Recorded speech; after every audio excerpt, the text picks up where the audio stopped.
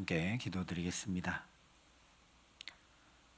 아버지 하나님, 오늘도 주 날개 아래 살고자 이 첫 시간 엎드려 은혜를 구합니다.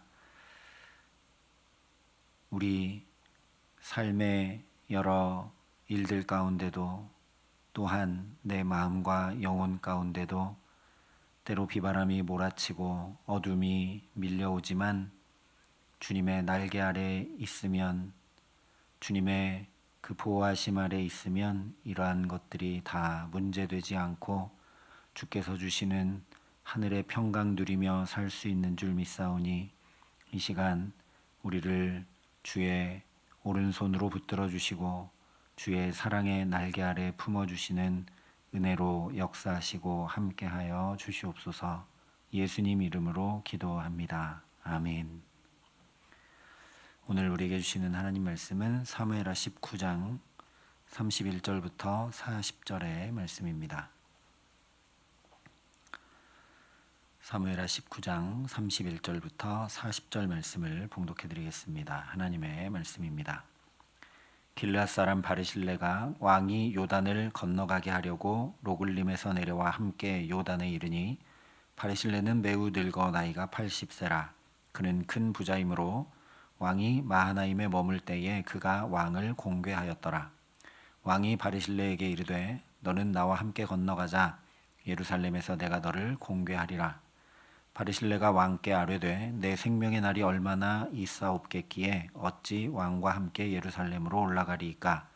내 나이가 이제 80세라 어떻게 좋고 흉한 것을 분간할 수 있사오며 음식의 맛을 알 수 있사오리이까? 이 종이 어떻게 다시 노래하는 남자나 여인의 소리를 알아들을 수 있사오리이까? 어찌하여 종이 내 주 왕께 아직도 누를 끼치리이까? 당신의 종은 왕을 모시고 요단을 건너려는 것뿐이거늘 왕께서 어찌하여 이 같은 상으로 내게 갚으려 하시나이까? 청하건대 당신의 종을 돌려보내옵소서. 내가 내 고향 부모의 묘 곁에서 죽으려 하나이다. 그러나 왕의 종 김함이 여기 있사오니 청하건대 그가 내 주 왕과 함께 건너가게 하시옵고 왕의 처분대로 그에게 베푸소서 하니라. 왕이 대답하되, 김함이 나와 함께 건너가리니 나는 내가 좋아하는 대로 그에게 베풀겠고 또 내가 내게 구하는 것은 다 너를 위하여 시행하리라 하니라. 백성이 다 요단을 건너매 왕도 건너가서 왕이 바르실레에게 입을 맞추고 그에게 복을 비니 그가 자기 곳으로 돌아가니라. 왕이 길갈로 건너오고 김함도 함께 건너오니 온 유다 백성과 이스라엘 백성의 절반이나 왕과 함께 건너니라. 아멘.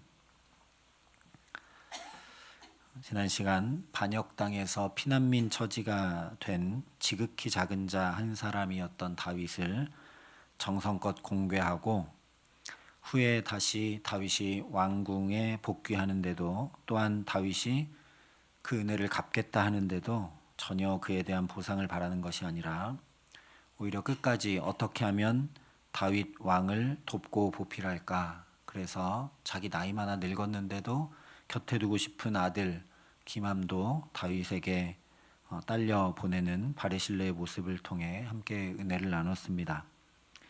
바르실레가 얘기한 대로 80이나 된 노년에 언제 생을 마감할지 모르는 나이에 이렇게 적극적으로 전적으로 다윗을 돕는 것은 결코 쉬운 일이 아닙니다. 그러나 그렇게 지극히 작은 자, 또한 하나님의 기름 부음 받은 자 귀히 여기고 살피며 도움 바르실레는 그의 아들 김함을 다윗이 친히 돌보고 바르실레가 구한 것은 모두 다윗이 시행해 주는 은혜와 영광을 얻게 됩니다. 오늘은 같은 말씀을 다윗 편에서 한 번 더 살피면서 은혜를 나누려고 합니다. 다윗은 다시 왕으로 복귀하면서 많은 어려움을 겪고 있었습니다. 요압도 자기를 찾아와 계속 이렇게 슬퍼하고만 있으면 당신의 나라는 다 없어질 것이다 협박했고, 이스라엘 백성들도 자신이 속한 유다 지파도 다윗이 왕으로 복귀하는 게 맞느냐 가지고 설왕설래했고, 또 복귀하는 길에 찾아온 시므이도 시바도 모두 정치적으로 자신을 대했기 때문입니다. 그런데 정치적인 접근이 아니라 자기 아들까지도 오직 다윗을 위해서 떠나보내면서 신실과 충성으로 행하는 바르실레는 이런 가운데 정말 천군만마를 얻은 것 같은 위로와 힘이었을 겁니다. 그래서 다윗이 함께 가자고 하면서 공개하겠다고 제안을 한 것입니다. 그저 바르실레가 고마워서 그 은혜를 갚고자 함이 아니었다는 겁니다. 북쪽 이스라엘 지파들도 자기가 속한 유다 지파도 다윗을 왕으로 옹립하는 일에 분열되어 있었기 때문에 정치적으로 입지가 불안한 자신에게 또 이렇게 분열의 골이 깊은 이스라엘 전국에 전혀 정치적 야심이 없는 바르실레와 같은 사람이 꼭 필요한 인물이라고 생각했기 때문에 너는 나와 함께 건너가자 한 것이라는 말씀입니다.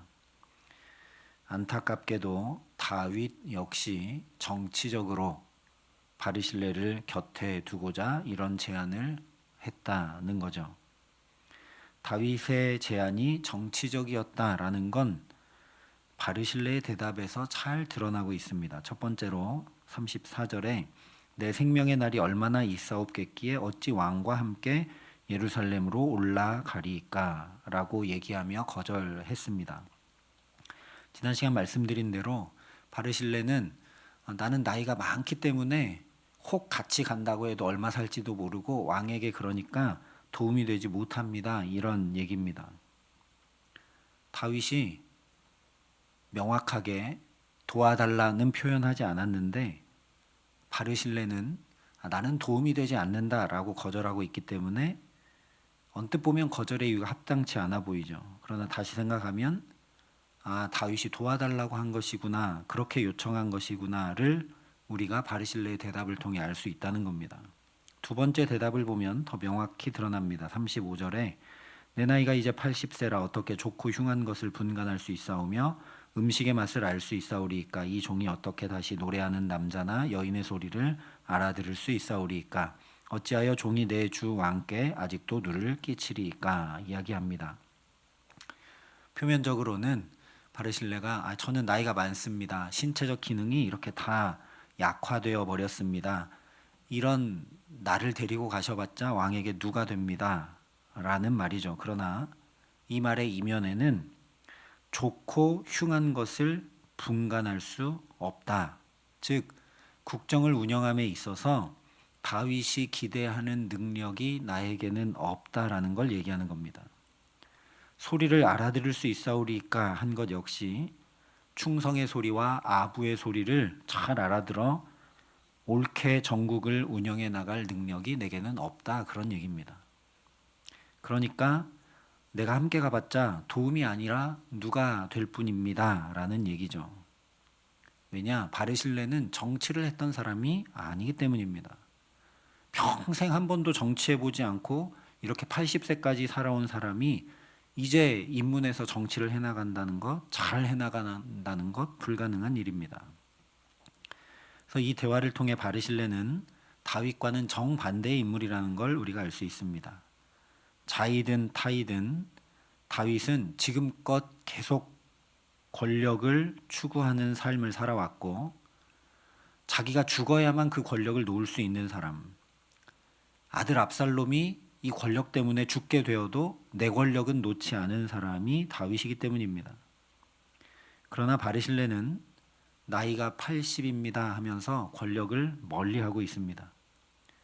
왕이 공궤한다라는 명예와 영광이 뒤따라와서 그야말로 노년을 편안히 지낼 수 있는데도 그 매력적인 제안을 거절하고 오히려 권력의 중심지인 이 예루살렘과 멀리 떨어진 자기의 고향에 돌려보내달라 요청하고 있으니까 바르실레는 권력에 집착하는 사람이 전혀 아닙니다. 다른 말로 표현해 보면 바르실레는 자기가 언제 은퇴해야 되는지, 자기가 어디에 있어야 하는지를 잘 아는 사람입니다. 그렇기 때문에 오늘 39절이 백성이 다 요단을 건너매 왕도 건너가서 왕이 바르실레에게 입을 맞추고 그에게 복을 비니 그가 자기 곳으로 돌아가니라 말씀합니다. 왕이 요단을 안전히 건너도록 소임을 다한 바르실레가 다시 마하나임으로 돌아갔다 또는 요청한 대로 자기 고향으로 돌아갔다라고 해야 더 자연스럽고 정확한 표현입니다. 그런데 성경은 그가 자기 곳으로 돌아가니라 말씀합니다. 바르실레는 자기 곳, 자기가 있어야 할 자리, 자기 자리를 지킬 줄 아는 사람인 것을 강조하여 말씀해 주고 있는 겁니다. 이런 바르실레를 통해 자기 곳으로 돌아가고 있지 못하는 다윗의 모습을 대비시켜 드러내 보여주고 있습니다. 비록 다윗의 몸은 다시 예루살렘 원래 있던 궁전으로 돌아가고 있는지 몰라도 다윗이 진짜 있어야 할 원래 자리로 돌아갈 줄 모르고 있다는 겁니다. 다윗의 원래 자리는 기름 부음 받은 자리, 즉 하나님의 종인 왕으로서 백성들을 살피고 섬기고 하나님 나라를 이루어 가야 하는 사명과 소명의 자리인데 지금은 지극히 정치적으로 왕좌를 다시 복권하려고만 하고 있기 때문입니다.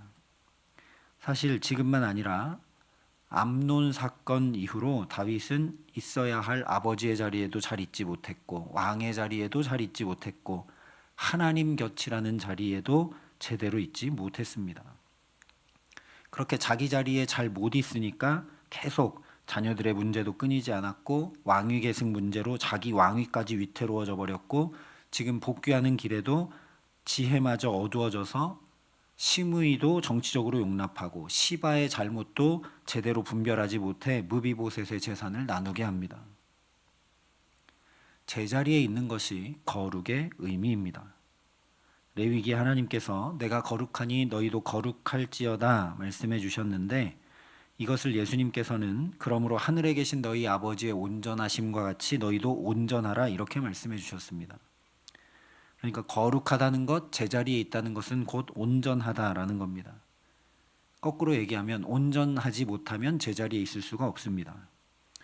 온전치 못한, 다시 얘기하면 예를 들면 고장난 펜은 제자리에 있어서 글씨 쓰는 소임을 감당할 수 없고 쓰레기통에 버려지게 마련이죠. 마찬가지로 거룩을 지키지 못하면 제자리에 있지 못하면 예수님 말씀하신 밖에 버려져 사람들에게 밟히는 맛이른 소금처럼 멸시와 천대, 비난과 외면을 받게 마련입니다. 지금 다윗의 모습이 그렇다는 거죠.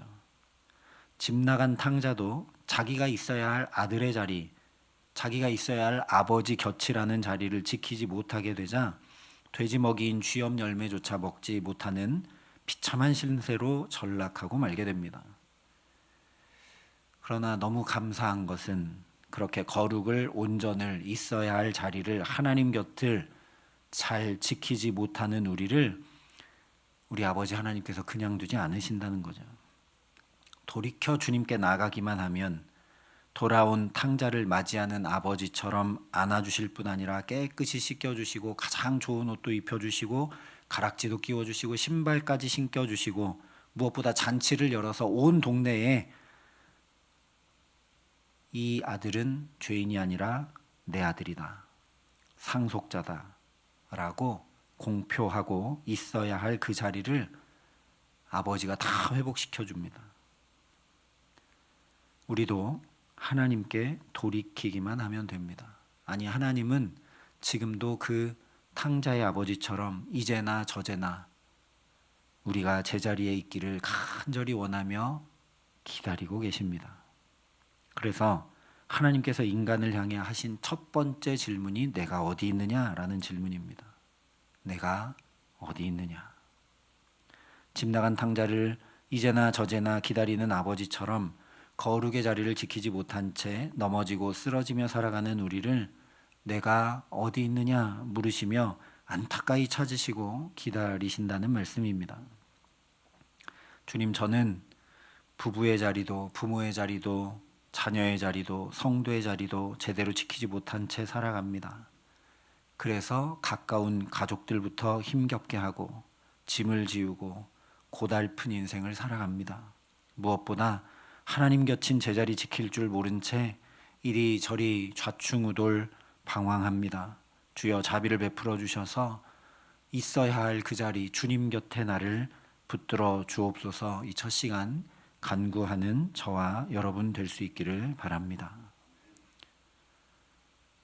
내가 있어야 할 그 자리, 남편과 아내의 자리, 부모와 자녀의 자리, 또 성도의 자리, 사랑의 자리, 섬김의 자리, 기도의 자리, 주님 곁이라는 그 자리 지켜나갈 수 있도록 주님 강한 오른팔로 나를 오늘도 붙들어 주시고 함께하여 달라고 주께 간절히 구하는 이 첫 시간 될 수 있기를 바랍니다. 그래서 아버지 하나님께서 그런 우리를 또 회복시켜 주시고 또 붙들어 주실 뿐 아니라 능히 넉넉히 우리 있어야 할 그 자리 지키고 감당하며 살아갈 수 있도록 역사하여 주시는 은총 가득 덧입어 살게 하시기를 주님의 이름으로 간절히 축원합니다. 함께 기도하시겠습니다.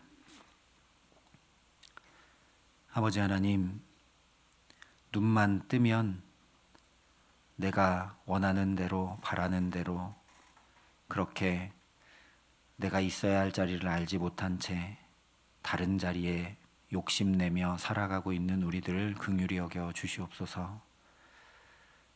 내가 있어야 할 그 자리, 기도의 자리, 사랑의 자리, 겸손의 자리, 섬김의 자리, 진리의 자리, 주님 곁이라는 그 자리를 잃지 않을 수 있도록 하나님 이 시간 하늘 문을 여시고 성령으로 우리를 붙드시며 역사하여 주시옵소서.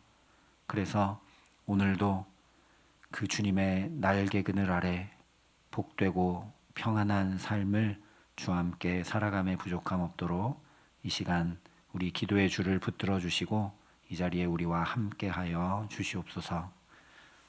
이제는 주 예수 그리스도의 은혜와 하나님의 사랑과 성령님의 교통하심이 여기 머리 숙여 내가 있어야 할 그 자리 주님 곁에 붙들려 주와 함께 살아가기를 소원하고 결단하는 여기 모인 모든 주의 성도들과 사랑의 빛교회 모든 교우들과 이 나라 이 민족과 이 귀한 복음을 오늘도 세계 만방에 전하시는 선교사님들 가운데 이제로부터 영원토록 함께 하시기를 간절히 축원하옵나이다. 아멘.